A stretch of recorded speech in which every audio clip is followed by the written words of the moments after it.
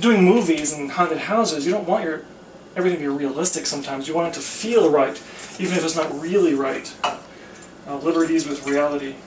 So here we have cold water in the cold water in the flask, and we're going to add the tree starch, methyl cellulose, to that fairly soon. The spinner will keep it suspended, so we have a suspension of methyl cellulose in cold water, and that keeps us from getting lumps. And then I'm going to pour in a little bit of the preservative, and then all the rest to be topped up with fairly hot water. Methyl cellulose likes to be dissolved at about 190 degrees, 195. But you don't want to go to boiling because it will denature it, so they say. I've never actually had that happen. You're going to get chunks, and I'm going to spin all the chunks out in the cold water until the chunks are gone.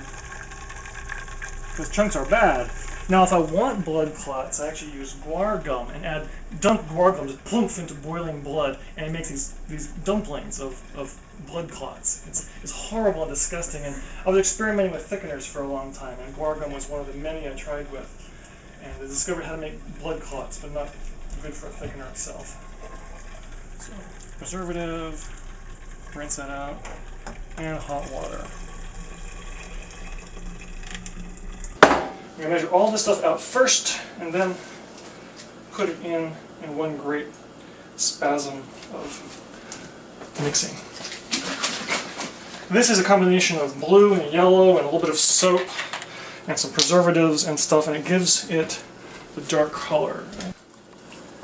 95 grams of FD&C red number 40 will make 5 gallons of really bright red, very concentrated blood.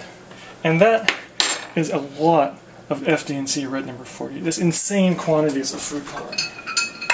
You really don't want to eat it in that kind of, sit in a spoon and chew it down. You'd be pooping a red velvet cake. Yeah, I buy this by the gallon. It goes a long ways. So yeah, about the same amount of preservative as there's the green. And that's at 0.2%. This is a preservative they use in makeup, so it's not bad for you, but it's not good for you. Really, everything here isn't bad for you, but it's not good for you either. It doesn't hurt if you eat it, but it's not recommended that you do. And is that everything? Always double check, because once you start pouring things in, it's hard to unpour them. Alright, this is everything. Preservative, make sure it's all in. And the blue-green is pretty. Make sure it's all in.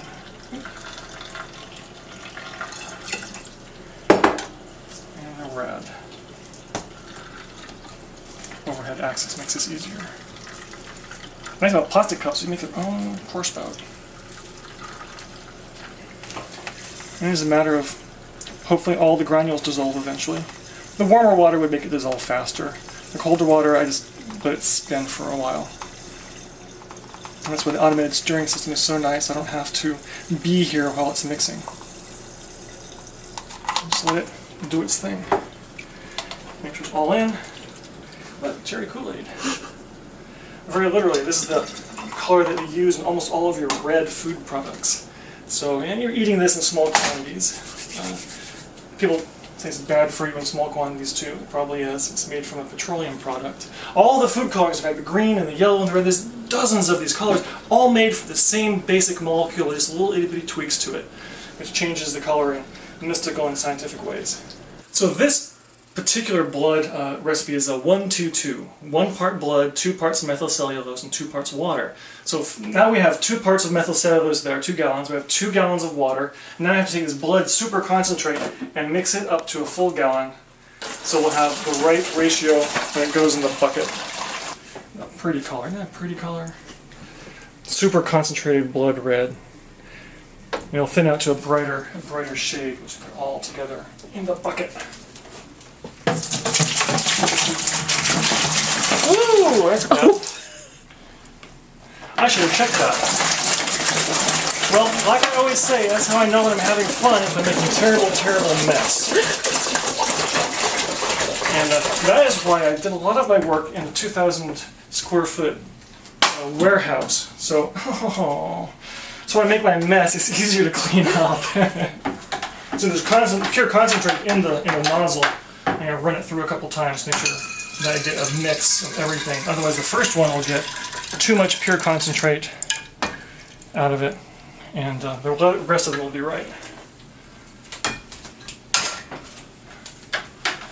I feel like I should be singing the chanting the witches poem from Macbeth here.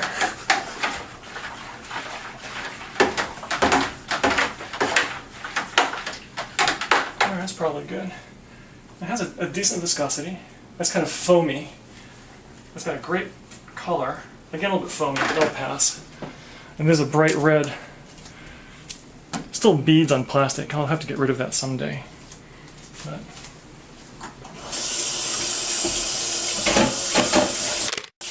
now this particular blood washes out of clothes just fine, but it stains skin, so I'll be pink for a day or two. I don't mind, I'm used to that, and my guys at work are used to it also.